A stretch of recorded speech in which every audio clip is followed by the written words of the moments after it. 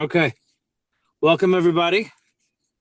It's a little bit of a different venue I'm in. I'm actually we're celebrating the Hilula of the Baba Sali here in Chicago, and it's a big salute of the tzaddik. I'm going to speak maybe in the Havara of the Sfardim. Is that okay with everybody?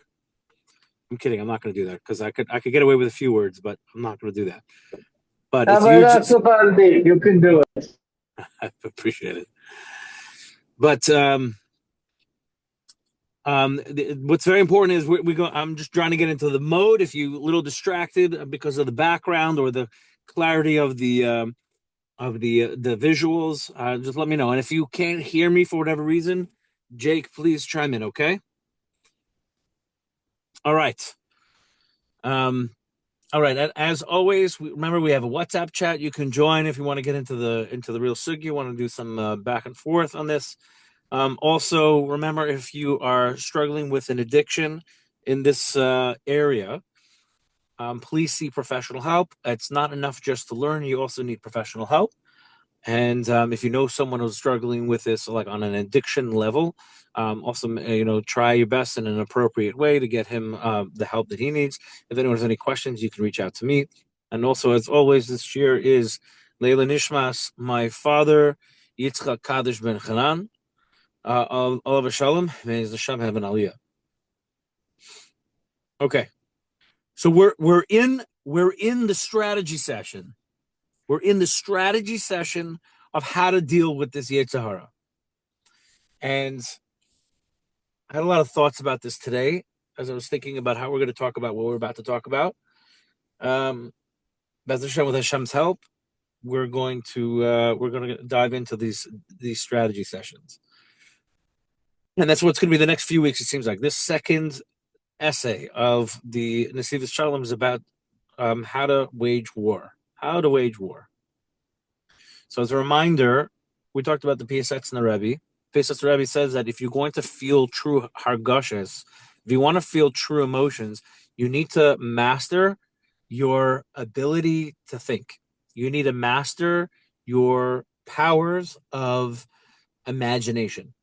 And I actually noticed a very interesting trend with the Nesivos Shalom. Nesivos Shalom's strategies so far all are rooted, of course, they're all rooted in Torah. That's not the question.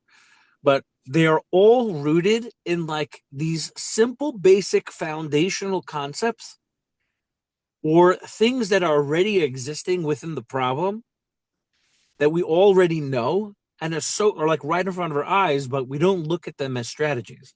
And as an example, the weapons that you need to use, as we saw in the last piece, the weapons you need to use to combat this Yetzer Hara are very simple. We all know this. We all know this Mishnah. It's Torah, Avodah, Gemilas Chasadim. We all know that what these things are. So all we have to do is just reframe the perspective a little bit. And it's like, of course, they're the foundations of all Torah, and it's very easy to just like put that in a little box and, put it away on the shelf and tuck it away for later. Or you could do what the Nesivos Shalom is saying. And so since they're foundations of existence of this whole world, use them. So Torah is a Yerusha for all of us. And in Torah is everything there. And now sometimes we need a reframe. Sometimes even we have to go way out of the regular normative world. And that's why the Gemara says, Chachma b'goyim tamen.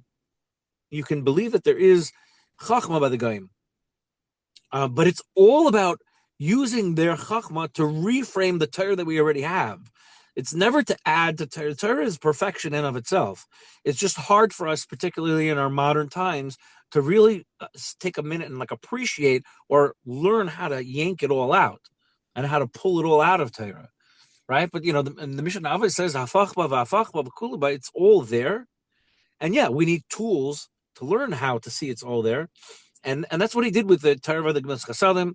Also, he said very interesting, and I keep thinking about this as such an important tool. We talked about it in our tips and tricks the other day on how to deal with it, that when the Yetzer Hara gets into you, there's a resichas dam that happens. There's a boiling of the blood that gets you all fired up for Avera. And it's like, use that resichas dam use that Resichas Dam to channel it in a holy way. But the way to cure Resichas Dam is not by calming down. This type of Avera, we learned that the way to cure it is by Resichas Dam for Kedusha. So doing, exercise, things like that, these are all important tools that we can use that get our body moving, but in a healthy, productive way. So it's just interesting to note there and something to think about. So let's jump into Beis. Amnam Hashe'ela Ikris. The real question is, the core question is Bameh Izaket Nar is Arche Lishmar Kedvarach. Right? How can a young person keep his path pure? Because we talked about it, Resichas Dam is like one of the techniques. But how does a young person who we said has no choice, he's probably not going to win. If you're younger than 40, you're not really able to win. Your goal is not necessarily to win, but it's to stay in the fight and don't give up, however bloody or beaten you are. Because when you're 40, then Ima comes, the Bechina of Bina. You have this heightened awareness, and you can then start to process and heal from the wounds you took. But when you're young, there's really no way just to stay in the fight. So now the question is, so then how do you stay in the fight? Like, how do you try to stay pure when this fight is something that you can't? It seems like what he's saying is that there's no way to win. All right, and obviously, there's levels of victory, right? There's something called like a free fall into the abyss when someone's really doing crazy stuff. And then there's just like the regular histaklus l'davar asura, and learning how to manage that or temper that is very, very important. All right, so Eichishtana, he keeps going with the question. Eichishtana Adam shemidoisav harois musharashois beliboy. How does a person change? And again, remember, he's not just talking about a youth. All of you on here who are youths, obviously. All of you on here who are older than 40, remember the ages don't really count in our modern generation because it's all been skewed. It's all twisted because the Yetzer Hara has entangled itself so deeply into all our psyches that for many, many of us, including myself, we haven't matured. So we may not necessarily have reached the concept of Bina at 40, even if we turn 40. So, but we still need an Eitzah, how to deal with it. Right, so how do we change a person's midos, his bad midos that are completely rooted in the heart? Right, v'dam tamei noisel ba'arkav, and this tamei blood, right, this tampered blood is flowing through his veins. And remember, right, it's something that starts with kaf ragle all the way to the top of your head. It's something that fills your whole essence. And we talked yesterday about how to do tshuva, that you really can't do regular tshuva. You have to rely on a tshuva ilah. So, right, and say rak l'rak halayim, and it seems like we're talking about someone who's mamish fallen into this ra, and right, and he's pulled after only ra all day. And he has no ability to change himself into a Berei Chadasha. He has no concept.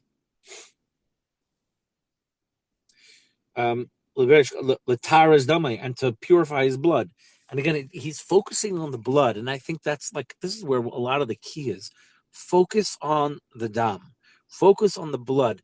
Those feelings that you're feeling, so often people think it's like, like when you tell a little kid who's crying, it's like, stop crying,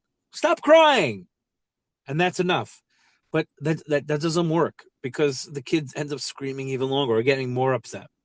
And eventually, if you keep screaming at a kid to stop crying, they can. And that's the most dangerous thing because then their tears are inside and that becomes repressed emotions and trauma and all of that. But the worst thing to do is to tell a kid to stop crying. You need to do something called redirection. If a kid's crying for something silly, then find a way to redirect them and show him how to manage his emotions. Right? His emotions are real, even if it's for a silly thing. They're real emotions. So you got to teach them how to address it and affect it. Same thing over here. Like if someone's struggling with a desire and a pull for begam bris, it doesn't work to go in his face and say, "Stop it! Just stop feeling that lust. Stop feeling that desire. Stop feeling that compulsion." Because like I mean, it's awkward to have a conversation like that, but also it's not going to work necessarily. Like it might work in the moment, but it's not actually affecting anything about desire. In fact, if anything, it's heightening it. And that's why I feel a little nervous when we're going through the sugya, because I do feel like I'm saying that, using the words of the Sefer, but to all of you who may or may not be struggling with this, for me to come up here and say, you got to stop this, this is dangerous, you could be considered a Russia, this is not, healthy for you. That could, and I apologize if this has done it, but that could push you over the edge. And that's why, like, I keep trying to, as much as I can, think of practical applications, because, like, we need tools and strategies, particularly for our modern generation who has a very unique exposure to this pagam, to address it. And we need some things practical. And hitting at it head on never works. It's like in the old days when two warring armies would face off and they would have all their soldiers and their shields, and like there would be some kind of signal and everyone would just charge each other and just smash into each other. It's chaos and it doesn't work necessarily, especially in our modern world. Like you need to come with strategies to kind of come around the side and flank the enemy. That's what we got to do over here.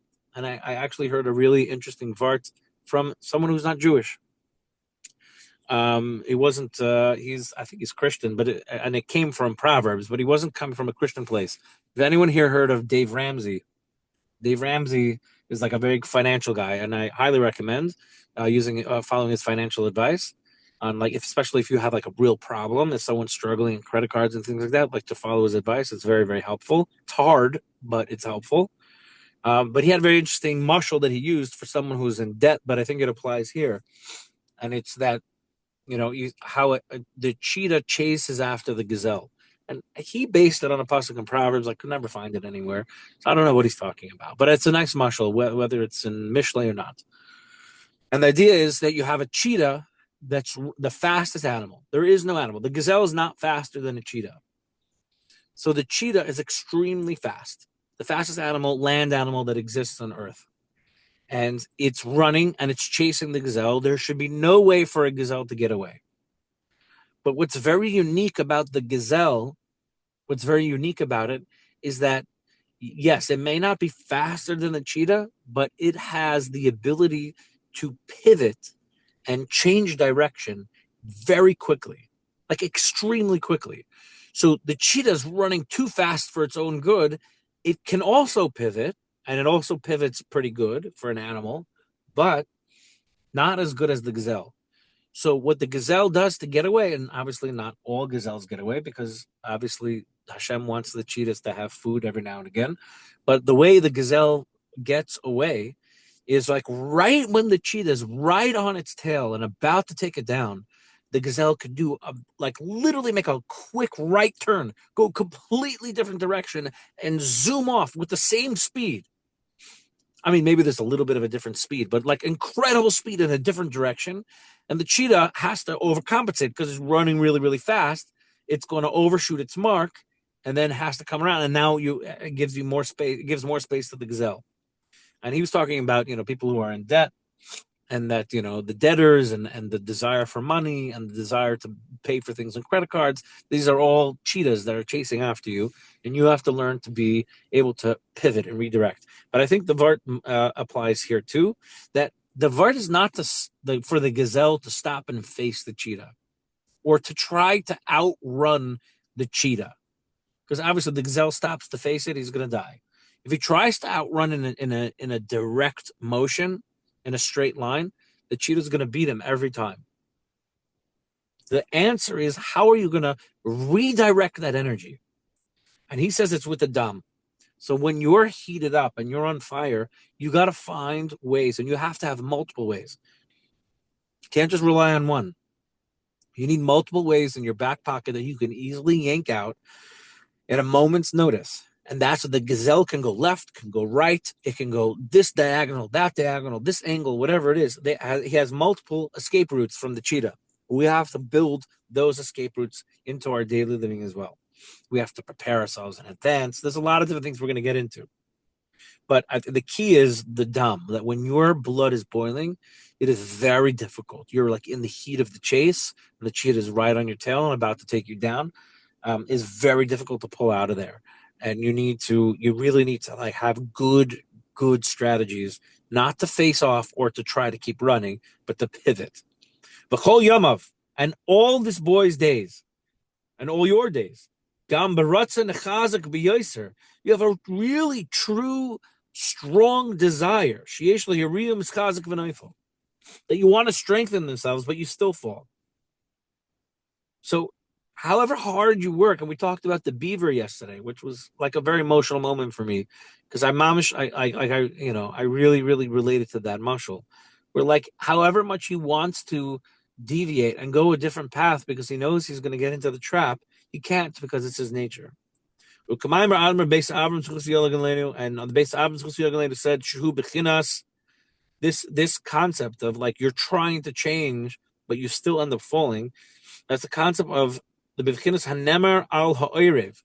It's what we were talking about, the Oirev in Noach. So remember the story in Noach? The Oirev, the raven, right? Noach sent out, and it went out, and then it returned. Yotzai v'shoiv. Went out and then returned. Ad Yevaisha Samayim el Arts, until it found dry land somewhere out there. Pam Yotzi came. One time it went out, one time it returned. Until they found a tree that a dry tree could land on. So too you. You're never really finding kedusha. B'chol davar kadosh, b'chol davar mitzvah. You're always going back and forth, back and forth. I gave you a harsher mashal, which was the kafakela. You're constantly like you go to kedusha, then you're going to tuma. You're going to kedusha. Me, us, we all, not just you. We're constantly getting pulled towards Tuma, then we're going to Kedusha. We're Yatza V'Shoy, constantly, like this raven. And it's very destabilizing. So Hatshuva Alzeh, so what's the answer to this? What's the answer to this question? What's the answer to this problem? So Hatshuva Alzeh, he Aldav Tachsisi Malchama. This is about strategies for war. Strategies for war. And what are they? So kashekasher ha'oyev yoishev be'ir mivtzar, that in a situation where the enemy is inside a protected city or like a fortress in the city, and there's no way to win. There's no way to really root out the enemy because they're fortified themselves behind the walls. So what you need to do is you need to come up with ways to restrict, to stop the flow of water into the fortress, v'hamazon, and food, until everyone just dies out of hunger. You got to starve out the enemy. So as you can see, you can imagine, we got to starve out the Yetzer Hara. Right? So kach comes there, sheyesh Yetzer Hara gadol b'yoser, that this Yetzer Hara, who is really, really big, and if you're not strengthening over him, if you're not strengthening yourself over him, you could die, at least spiritually.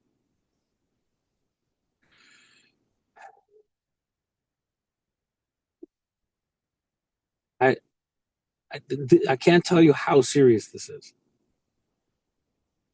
I cannot tell you how serious this is.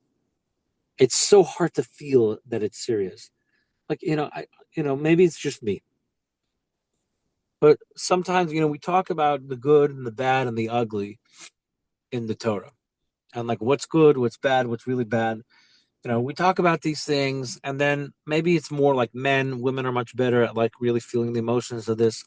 But men are very easily able to compartmentalize. So we're sitting in yeshiva and we learn in yeshiva that something is good, something is bad. We file it away in a folder, and it's available for future reference. but it's not really sitting on our minds as like a foundational concept that we feel with our whole being.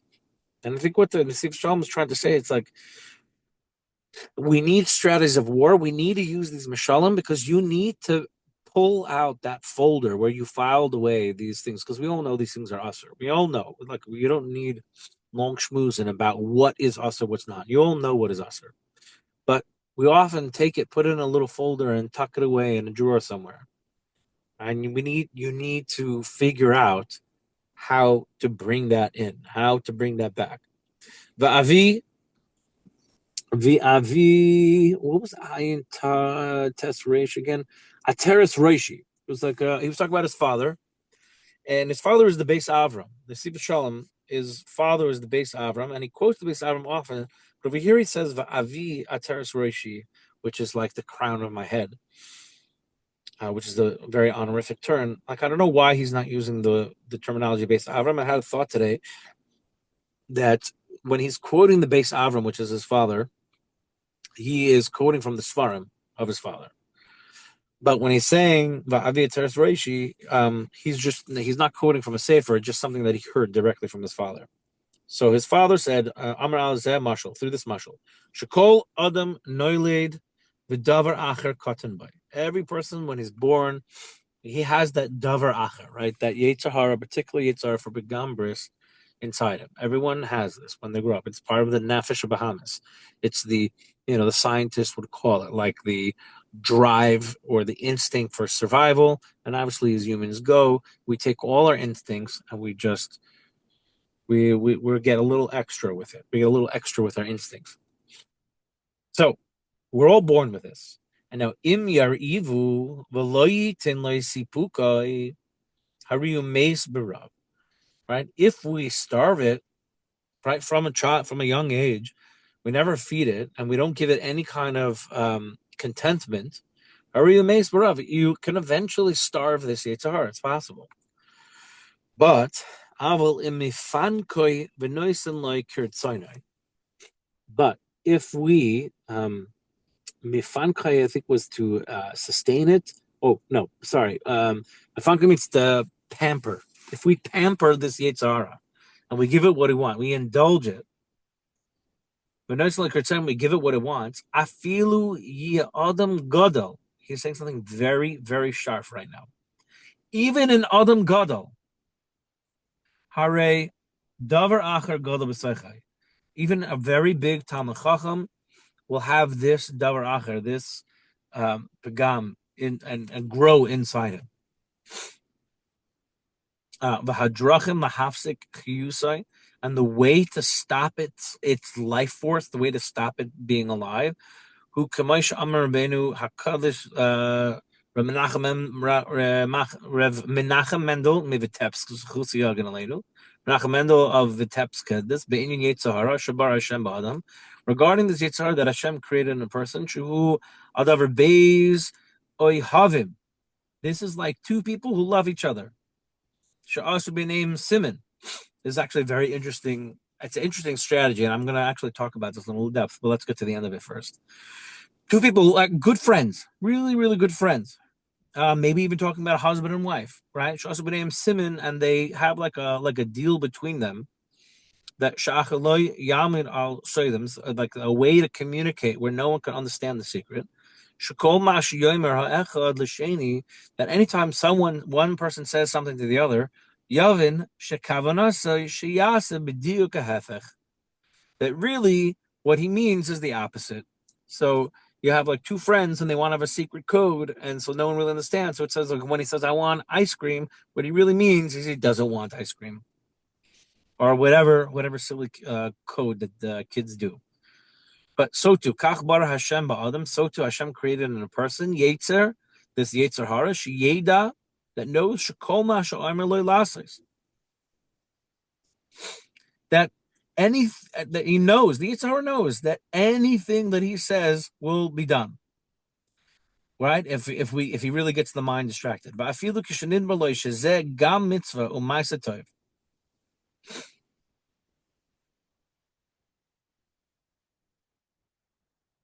Oh, sorry. Let me read again. So Akash Baruch Hu created in a person a yetzer that he knows that anytime he says to do something, even if it's to do a mitzvah, umasa toiv, or something good, achayois v'zeh mitzad yetzer. You should know that that's from the side of the Yetzer Hara. This is even to do mitzvahs. I'm going to share with you something that someone told me recently. Very scary. Very, very scary. But empowering if we think of it in the right way. So even if the Yetzer is telling us to do a mitzvah, he's doing it in order, right, to test us. So you could think of mitzvahs that people do that are really Yetzer Haras. Like, for example, neglecting your family to go out and take care of the community. It's really big mitzvah to help the community, but not at the expense of your family. To give tzedakah when you can't even take care of your own personal finances, etc., etc. So that's all from the tzadiyetzer, and then you have to do the opposite. The im yisragel kacha meshach zman, and if you do like this, if you actually behave that any time you have an impulse to do something, you just do the opposite of it, over time, you actually starve the Yetzer Hara, and you'll starve it out. Because even when it's telling you to go learn, but if you're like, but that's an impulse. That's an impulse. It's not, I'm going to learn because I want to be seen in shul and everyone's going to think I'm such a great guy. So then don't learn at home. People say it's better to learn in shul. You're right. It's better to learn in shul. Or to have at least some seder in shul because there's a kol Torah, but only if you're not having an ego about it. Only if you're not coming from a place of Yetzer Hara. We talked about segulas yesterday. Segulas are important and they're holy and you should do them. But don't do the segulas as like your Yetzer. Don't do the segulas as like your way to say, like, I ate the esrog jam from Reb Chaim Kanievsky, the Rebbe said Chaim Kanievsky, or it was Chaim Kanievsky. I ate the esrog jam, and that's all. I don't have to daven, I don't have to learn, I don't have to change my lifestyle, I don't have to change the way I think about things. I just do the segulas, right? I didn't talk about it yesterday, but like, I don't know if some of you might be familiar with the ATM machine for segulas in Geula. There's a little machine, and obviously you don't pull money out, you put money in, and you tap which segula. You need a segula for parnasa, you need a segula for health, you need a segula for shidduchim, for your kids, you need a segula for a shidduch for yourself, a shidduch that, there's some kind of health crisis, whatever it is. You could pick your segula and you put money in, and then boom, wham, whammy, there's their segula, right? That again, even if you use that ATM machine, like I give I give this ATM machine such a hard time. The idea of it is not inherently bad, but what it does is it gives you the idea that it's enough, that like your relationship with Hashem, like if you're giving tzedakah and your intention is that it should go to certain, a certain maisid and it should be a schus for you to get a shidduch, right? But then also you're doing it to connect to Hashem, and it's good to give tzedakah, and this is a good way to give tzedakah. And, you did a little research into the organization that the money is going to, and you're also davening, and you're also working on yourself to have good midos, because, who says that, if you have bad midos, who says you deserve to be married? Hashem's protecting the woman from you. If you have bad midos and you can't get a shidduch, right? So you might be crying and whining about that, saying to yourself that it's so not fair, but really Hashem is protecting the girl you're going to marry from your bad midos. So fix your midos, be deserving. You're a prince, right? And she's a princess. Be deserving of marrying a princess, right? Not anyone can just marry a princess. You have to be a prince with certain behaviors. So that's that. Here there's so many things in life. There's so many things in life that we're getting driven to do. Good things, bad things. The bad things are obvious, but he's saying even the good things. Do the opposite. Do the opposite. Don't feed it. It's a very hard thing to do because that means you really have to sit with yourself and really understand yourself and really understand like what is like the foundation of your drives and your ambitions and your goals. And you have to really pay attention. This is not an easy avodah. a practical tip to get to this place, to understand what's at the foundation of all these drives, is journaling. And I can't say I journal every single day, but during the kufas that I did journal, it's just literally stream of conscious. Like you wake up in the morning, or you do it at night, or you could do it both. Set aside 5 minutes. Make sure it's only 5 minutes, not more than that. And there's a bunch of things you can do. You can find prompts on, like, questions that you need to answer for yourself. You can do that, or you can just do stream of conscious. Like, what are you feeling in the moment? Somehow writing it down, which means you're taking this thought that's like floating in the big ether of your brain that has no gedarim, there's no boundaries, there's no gvulim around these thoughts that you have, and you schlep it down into your lave and into your hand and onto a pen and then onto a paper. It's like you're creating something new, and that can give shape and can give life to these thoughts. So writing is very powerful. Some people feel that when they're typing as well. So you can type on your phone little notes to yourself as journaling, and then from there you can talk about this. Like, what is at the source of my drives, even to go do mitzvahs? What is at the source of it? And you start to get to know yourself, get to know how your brain thinks. And when you start to pick up, and literally it doesn't have to be about anything, but you'll see over time as you write. And I'm very thankful. My father told me that when I was really, really young. My father, Rabbi Tzad Kaddish Ben Chanan, that this shir is in the name of, that you should just write.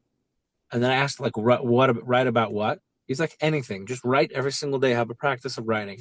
I took him up on it, and I don't do it often. But when I was younger, I did it a lot more. And then, like, recently I started, and then I stopped. And there's a lot of avoda that I'm working on. But when I write, I can actually, it helps me formulate the thoughts in my mind. And then you get to see what's driving you, and you get to see how to protect yourself from these Yetzaharas, even when they're seemingly good. I think that's a big problem in our generation today. It's a big problem in our generation is that many people, even good people, they're not thinking clearly about why they're doing what they're doing. They're just doing. We're just doing and doing and doing and doing. And we're running around and doing and doing and doing and doing. And it's and you could tell we were like rushing and to this event and to that event and this simcha and that simcha. And the famous story of Victor Miller, when he was older, like, he's just stopped going to weddings. And people asked him why he stopped going to weddings. He said, because I'm preparing for the big test. When I pass away, like, there's going to be a big test in Shovavim. And I think, like, that's when he, really realized the perspective of, like, it's not about doing, going to this thing and that thing and that thing. It's like, where are you? What are you building within yourself? You could not go to another wedding for the rest. I'm not saying you should, but you could not go to another wedding for the rest of your life if you're married. If you're not married, obviously get married, and that'll be the last wedding you go to, and then you'll be fine. You'll be fine. Maybe you'll have family that's annoyed at you. Maybe you'll have people that are annoyed at you. And again, I'm not recommending this, but I want you to just get the idea. Your life will not end. Like, you'll be okay. But we, like, treat it like, we have to go to this guy's wedding and that guy's wedding and this one. It's like, and then, like, your whole life is constantly filled with going to bar mitzvahs and weddings and this event and that shul and this. It's like, you don't have to. Like, you have your shul, you support your shul, so you go to your shul's events, and that's it. You go to immediate families' simchas, and that's it. Even your best friend, it's like, why? Why? Like, I don't know. Like, why does that have to be something that you stress yourself out about? You have things that you need to do. You have journaling that you have to do. You have avoda that you need to do. And then we do this also not just with events and things like that. It's like in business, we're rushing for business, and then we're doing other business, and then we have part-time jobs, and then we have all these things happening that we're constantly rushing to do. And then our kids got to go here and they got to go there. And yeah, you need to support, you need to get your kids the resources. But when you pile that upon all the other things that we're doing and we're rushing around doing, you'll never have time to just sit and think. And I don't know where that comes from. Maybe in school, right? When your teacher caught you daydreaming, then you got yelled at, so you stopped dreaming. And it's very important to dream. It's very important to daydream. We're going to actually talk about it. Don't daydream over nothing. You have to have a plan. You have to plan your daydreaming. Because if you're just daydreaming, then it'll lead you to the Pagam Bris, because it'll get you start thinking about fantasies and things. But if you direct your thinking and your daydreaming, you can get very powerful places. And at moments of calm, you get into flow state. I had a friend of mine. He's Rabbi Daniel Katz, Australian guy. He does the elevation seminar. A very special yid in Eretz Yisrael. Very special yid. Mamish on fire for Yiddishkeit. So I went to one of his programs, and he's not just on fire himself. He can share that fire with people, and you're just like instantly lit into like a giant Madura of kedusha when you spend time with him. And what he said was that, like, when you walk in the street, you can think the entire time. Like, if you were walking to the store, you can turn your brain off, like your basic, look around your brain, focus on the things that happen around your brain. It's dangerous to do this. You have to be careful how to do this. And just start like thinking on like a sugya or a concept or an idea of like what we're talking about tonight, and just spend all that free time thinking. Like, you don't need a safer. I always wondered this also. Maybe it was from when I heard him say that. It's like you see people like on the train and the bus stop, they're all learning. And it's beautiful to see people learning at all these breaks. And you should do that if you can, to plan that out. But it's like, again, I don't know what's inside everyone's head. So if you're doing it legit, then you're doing it legit, and you should do it. But like, it's okay to not learn out of a sefer. It's okay to like take a Torah concept and just think about it without a sefer. Like, what does it mean to you? How does that affect your life? How does this affect other people's life? What does it really mean to build my relationship with Hashem? What does Pagam Bris really mean? Let me go into my head. Like, where am I having trouble with Pagam Bris? Let me try to map this out. But instead, we're always doing, going, doing. That we need constant stimulation. When was the last time you took a trip in your car and you didn't turn on by yourself? With your kids, obviously it's harder, but with your kids, you have music on in the background, you have other things going on. Maybe you have a shear on, but when you go by yourself, you got a shear on or a podcast or music or whatever it is. When have you just taken a trip in your car and not turned anything on the radio, just quiet in the car? I don't know, probably not often. Everywhere we go, everywhere we hear, we're always trying to get stimulated by something. And we can use Torah as stimulation as opposed to using Torah as connection. Right? And when we're using Torah stimulation, it becomes a very selfish act. It becomes the Yetzer Hara act. There's a way to learn Torah. Rabbi Nachman talks about this, but it's also, I think, brought in Chazal. There's a way that you can learn Torah that is a samachayim, which is an elixir of life. And there's a way you can learn Torah that is a poison, is a sam hamaves. And I think it's this Indian. It's when you're just trying to stimulate yourself. I have a shtickle shaykhis with Rabbi Moskowitz, who's the Rosh Yeshiva of Medrash Shmuel in Eretz Yisrael. Also massive person, a very big, huge Talmud Chacham, a very special Rosh Yeshiva. Sometimes a little misunderstood by people who don't know him. But I always love spending time with him whenever I have the chance, whenever I have the moments. Rabbi Moskowitz. And he used to make fun of people learning constantly like this.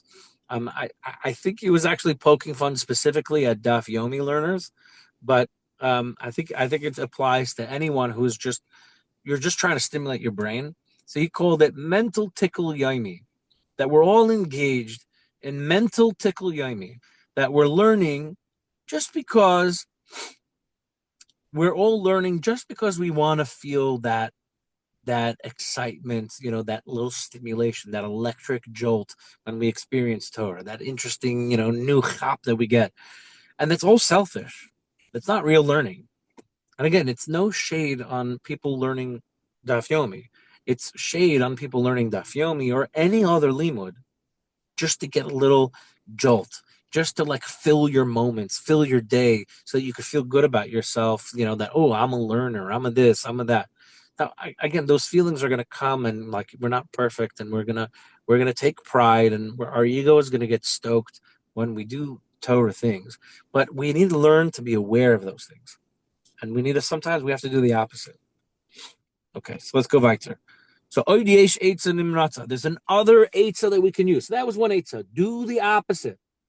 Do the opposite. Whatever he says to do the opposite. So adavar sheyesh b'machama. This is something that when you're engaged in machama, bitzurim chitzonim, ubitzurim pnimiyim. There are fortifications. There are fortifications that are inside, and there are fortifications that are outside. And what that means is obviously like when you're in a fortress, there are walls outside that prevent enemies from coming in, right? And then also, once they're in, you need to have traps, different kinds of traps, or soldiers hiding in like they're called murder holes in castles, where they would have soldiers hiding within the castle where they can shoot the enemy if they ever breach the walls. Right, so that when the enemy breaks through the fortifications on the outside, it's a huge sakana, and you have to rely on these other strategies. And really, you have to do whatever you can. You have to put all your strength. You have to put and invest in. You have to put all your strength and invest in preventing them from being able to break through the outer barriers. All right. So that is the same with a person who has eyes, right? Right? Because we talked about this also. These are like basic concepts again, and he goes and he uses it as a tool to help you develop yourself. But famous Chazal, right? Ha'ayin raya leiv chaimid ukli ma'aser goyim. Let your eye sees that your lave is desiring, and that the klimas in your hands are doing the deed. So what ha'ayin roya, mimerchak rav meoid, sheshum chush acher, ein yachal lihifgam mimerchak kazeh. That your eye that sees, it can see from a distance. Even people with bad eyesight, that is the sense that you have in your body. Of all the five senses of your body, that has the furthest reach is your eyes, right? More than anything else. And it can see the pagam. You can see something that's pagam bris, and you can and it'll schlep that with your eyes. It'll schlep that right into your neshama. Right. Umiyad, and once you see the pagam, once you see the zitzar, miyad oyev bifnim. Once you're not protecting your eyes, all of a sudden the enemy is within, and you have to do all these crazy types of, like we talked about, the murder holes and like secret traps, all these dangerous things on the inside of the castle in order to defeat the bad guys, in order to defeat the enemy. So once you look at something, now you have to like sit. Now it's in you. So you see, you look at something you shouldn't have. You see a woman dressed inappropriately, and that triggers you. You engage in conversation that's over familiar with someone at work, and then now you're in that gray, shark infested waters where anything could happen at any moment, right? But that'll happen because you let your eyes look at something you shouldn't have, and now automatically the enemy is in the gates. So therefore, it's much easier to prevent your eyes from looking at it. Chazal says, toiv mara einayim mahalach nefesh. Right? What does that mean? Better what the eye sees than the wandering of the soul. Meaning, better that we're controlling what our eye sees than have our soul wander who knows where. And that's where it's kind of hinting towards daydreaming about things that are not appropriate, as opposed to controlling what you're daydreaming about. Because you don't want a soul that's wandering. You want to be in control of everything. And this is also, it's not in the Sefer, but we know there's a famous verse with Avram Avinu, where it says that when Avram went to Elon Mamre, right, he went to the plains of Mamre, that he lifted his feet and he went to Mamre. So the question is, how come it says he lifted his feet? Like, of course he lifted his feet. And like, the Torah doesn't have extra psukim in there. The Torah doesn't go into detail and try to explain things, that he lifted his feet. Why do we need to know that? And the idea is that we're learning this lesson from Abraham Avinu, that every function of his body, he was controlling. He was in complete and utter control, and there was a direction to. And like it's something for us to emulate. That like when we're walking to Ilam Mamre, we're not just mindlessly walking. We have a plan in place. We put it into action, and we're doing it. When we're looking at things, there's a plan in place. So that's what that pasuk is. That looking at something asur is almost as bad, or just as bad, as doing the avera itself. Because we talked about this yesterday. Like once you start the chain effect, it's a chain effect. It's a hishtalshlus. Like once you start with the looking, then it goes to the heart, and then it goes to the maisa. So you need to stop the looking. This is why filtering is very effective. Filtering on your internet is extremely effective. And I would actually make the argument that filtering images is better than accountability. So if anyone just wants like some technical points here, there's different ways to filter your computer. You can have accountability where everything comes through. You can see everything on the computer, but it'll send like an email with the report to someone that you design, like a friend, so that you know that like you shouldn't go look at anything inappropriate because your friend's going to get this report. It's very effective. It's very, very effective. But the problem with it is that you're still seeing everything. So when you see it, once it gets inside you, right, and now you have a whole different battle on your hands. Whereas filtering, where it actually blocks the pictures from the get-go, so that will prevent you even from seeing it. So there's different levels. For some people, the regular accountability is good enough because things aren't popping up or whatever it is. But I would argue that for the average person, it's better to have the picture filtering where you can't even see pictures or video or anything like that because of this point that he's saying over here. So that was my recommendation, to choose something that actually blocks the pictures itself. Okay. Why? So because this can happen even from far away. You can actually be like enticed to do an avera, even if you're so far away and distant from the actual avera. And in any moment, this can happen.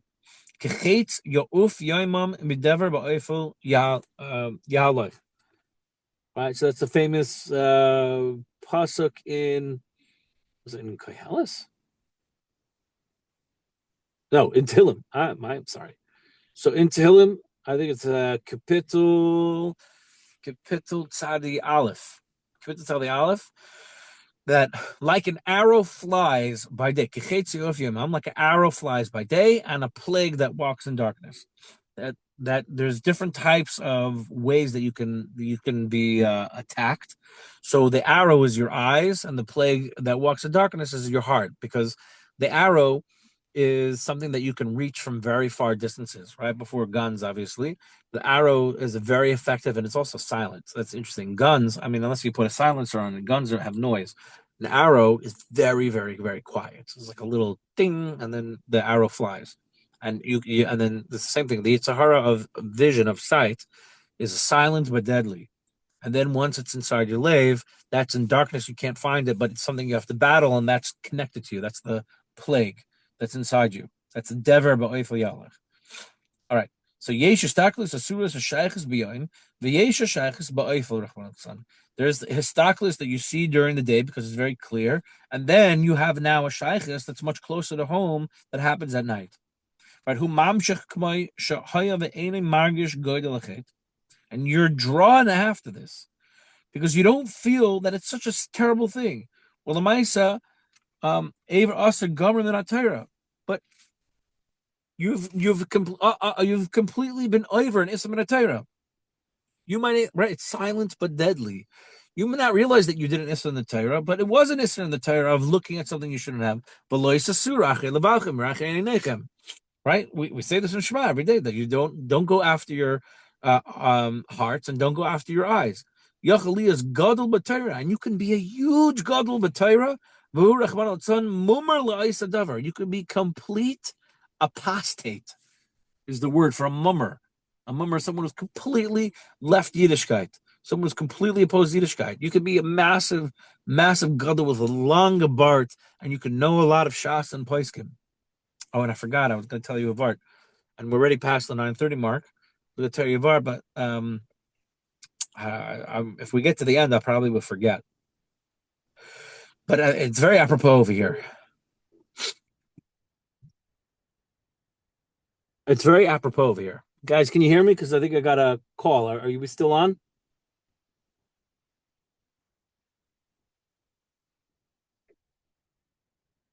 Are we still on?